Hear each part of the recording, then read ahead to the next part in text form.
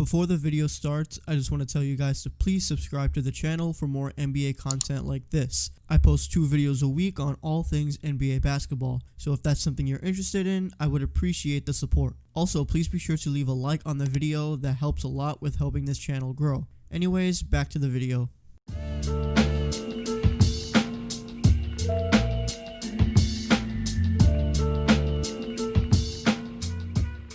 What's going on, guys? So today I just wanted to talk about a few things because yesterday I was basically in the process of working on a video that was going to talk about next season and kind of what are the things I'm looking forward to. And I had the script ready, I had everything ready to basically, record and edit and do all that stuff. And I was going to talk about, whenever the season would start and how it would work. But yesterday we actually got some news, so I figured that because this is up to date and because this is as of yesterday, Friday, I figured that I might as well just, take the time in this video to just kind of talk about it, give my thoughts, because we're starting to get a little bit of an idea of what we're going to expect for next season. Because after the season ended 2 weeks ago, we were like, okay, we got through the bubble, we crowned a champion. How long are we going to have to wait for the next season, and how is it going to work? So, we're basically in a limbo period, right? We're trying to figure out what's going to happen. But yesterday, the Players Association, the Board of Governors, which is basically like the top leadership, I guess, for the 30 teams and other executives and stuff, they all met yesterday and they were basically discussing plans for next season. And they basically came to not an agreement, but they kind of are getting to a baseline of what they want to do. Because before the meeting, there were basically like I think a couple of dates that they had in mind. The first was obviously Christmas Day. They wanted to start on Christmas Day because that's when the ratings would be pretty decent. Christmas NBA games on Christmas, it's like a tradition. You think about it, that's like a very exciting time, especially for us basketball fans, because it's a holiday, no one's really going out, you're spending time with your family, and there's games on from the morning to the night. It's always a great time. So when they said that the season would probably start in Christmas, that is exciting because obviously Christmas games are always great. But now we're starting to get an idea of what this could look like, because after that, they also are saying that because Adam Silver's main goal is he wanted to do an 82 game season like usual in the arenas with fans, and more it's becoming less and less likely that we're going to see that, especially with how the pandemic hasn't really gotten under control. I mean, look at the numbers right now. We're basically in the second wave and it's going to get a lot worse. So if the goal is to have fans in the stands, I don't see that happening anytime soon. So they were basically discussing what the plans are. Okay, do we start on MLK Day? Do we start sometime in February? Do we wait until there's a vaccine so that we can actually have fans? What do we do? And there's basically now a proposed plan from yesterday that they're looking at. This is not confirmed. This is just like up in the air discussion, but I'm basically reading what Shams reported, and basically what the proposed plan is for next season is the season would start on December 22nd, which honestly is a lot earlier than expected, because I mean, think about it.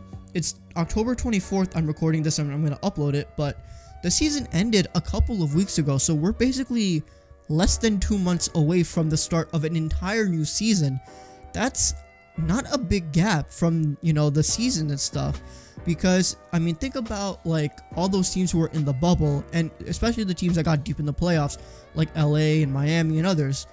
They're not getting that much of a break after the season, and think of how grueling that bubble was physically and mentally.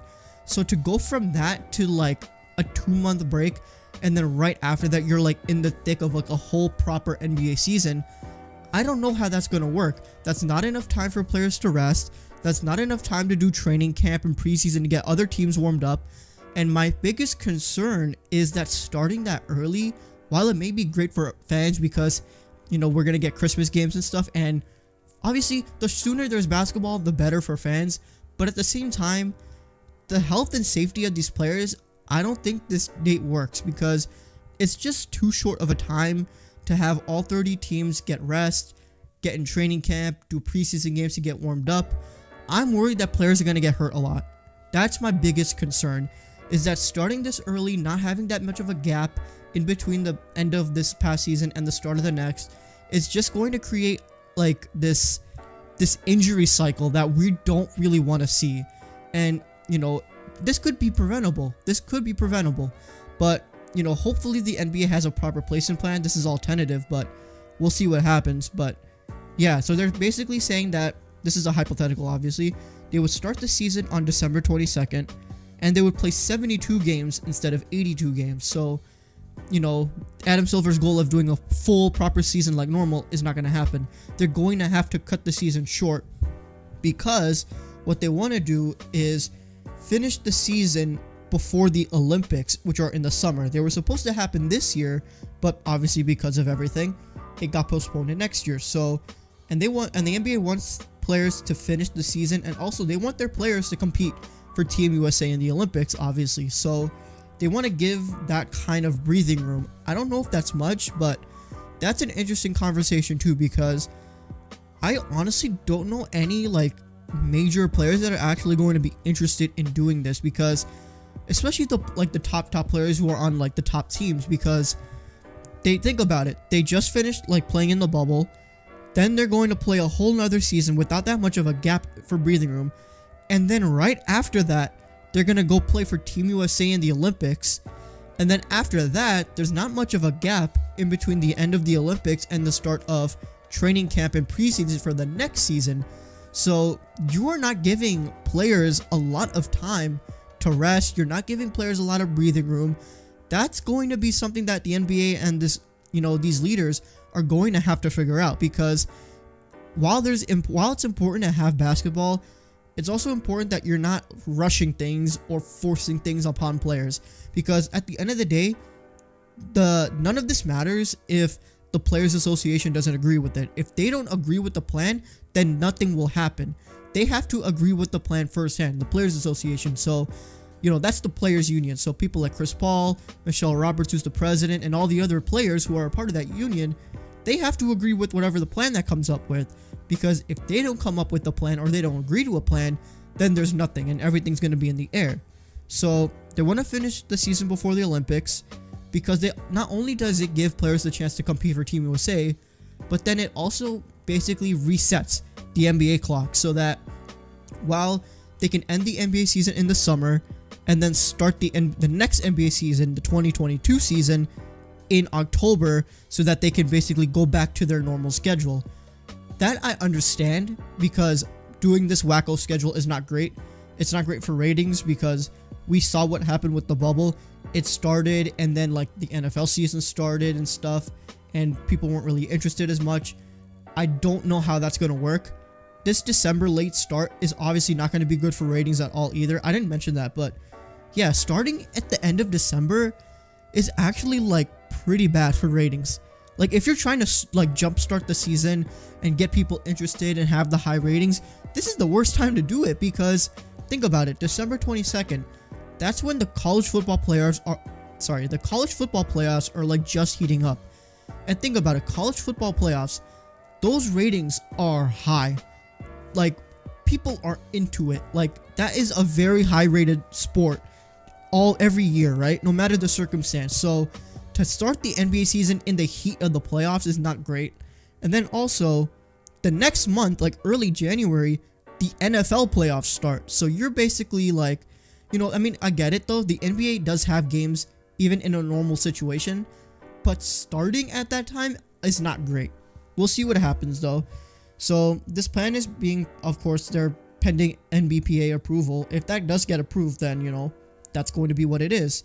But they're planning that it generates $500 million in revenue, as opposed to starting late. They think that they're going to make a little bit more money by starting earlier.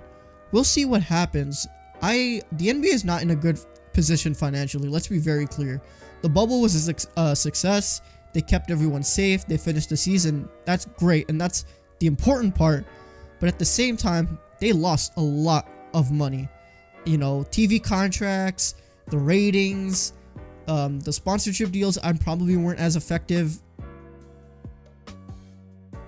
Those are questions that are going to be coming up, So we're going to have to see what happens. other things that aren't confirmed but are being reported by other NBA insiders is having basically a 2-week break in the middle of the season, because the reason they're going to do that is because one of the things that they're going to have to think about this next season is All-Star Weekend. It was supposed to be in Indianapolis in February, but obviously, how are you going to have an All-Star Weekend without the excitement of it, without, having any fans? How are you going to have a proper All-Star Weekend without fans in the stands? It ruins the All-Star Weekend, and also that's another opportunity that is going away. And if that gets canceled, think about the ramifications financially that has for the NBA. They're already in a hole. Canceling All-Star Weekend is going to put them in a deeper hole. So it's going to be something that they have to figure out. If they do cancel All-Star Weekend, what that does is that opens up a window where they can actually just do a 2-week pause on the season and give a break to the players and everyone else. That I'm not opposed to. While it may be a hole for the NBA, I think that giving a 2-week break is good for the players and good for the teams as well. I don't know how that works logistically, but that's going to be something that is talked about. And, we'll see what that happens with that. So yeah, we're probably not going to get an All-Star Weekend this next season. I'm basically giving it an 80-20 chance that we don't have All-Star Weekend. And that sucks, because All-Star Weekend is always, it's always an exciting time. And think about the one that happened this year in Chicago. How exciting was that, right? All the events were great. The game itself was it was a new format. They honored Kobe. It was one of the most competitive All-Star games ever. It was so much fun. It's a great weekend. Even if the games and stuff aren't interesting, it's always still an exciting weekend. So it's unfortunate that that won't happen this year, likely, but we'll see what happens. Another thing that I have a question about, and I'm trying to figure out how this works, but Adam Silver wants fans in the stands. I don't see that happening for a while. Even if they start the season in December, that's going to be right at the peak, not at the peak, but right in the second wave of the pandemic. And that's when all the experts and scientists and doctors are saying it's going to be worse in the United States, because it's going to be flu season. On top of it, the weather's going to be colder. People are going to be more inside and more crowded. It's just not a good environment. And to have fans in the stands at the same time, I don't know how that's going to work. I just don't see that being safe at all. So hopefully they figure this out. Obviously, the biggest thing is keeping players safe. I hope that when they start the season, they have a proper plan for how to tackle keeping players safe and not them getting COVID, because I don't want them to be in a situation like the MLB or the NFL, where they started the season and there were outbreaks teams left and right. Top leadership players getting COVID, bench players, practice players, and it just leads to games being canceled or games being moved, and it puts the entire schedule out of whack. I don't want that for the NBA, and the NBA does not want that too. Especially with all of the praise they got for doing the bubble, they don't want to create a situation like this, just like all the other leagues that decided not to do a bubble. So that's going to be something that they have to think about as well. But yeah, I think I covered everything, honestly. I'm looking at my notes, and I think I covered everything I need to. This is an interesting conversation, though. What's going to happen next season? Look, I'm going to be honest. I'm super excited, regardless of what they decide to do. As long as they're keeping players safe, and as long as they have a proper plan in place, I'm very excited for next season. And there's a lot of reasons. And I'm going to basically, from now until whenever the season starts, I'm basically going to just kind of talk about the things I'm excited for, the teams that I'm looking at, the players I'm excited to watch, all the different scenarios that we can see happen. There's a lot of interesting videos about next season that I have in mind, and I'm excited about that, because I was worried about what content I'm going to do from now until the start of the next season. But if there is that little of a gap, I can make up that room and put out some pretty decent content from now until next season. So I'm very excited about that, and I hope that you are too. So yeah, thank you guys so much for watching. If you did enjoy the video, please be sure to leave a like and comment down below what you think about next season. How do you think this is going to work logistically? Do you want the season to start on Christmas Day? What do you think is the right approach the NBA should take?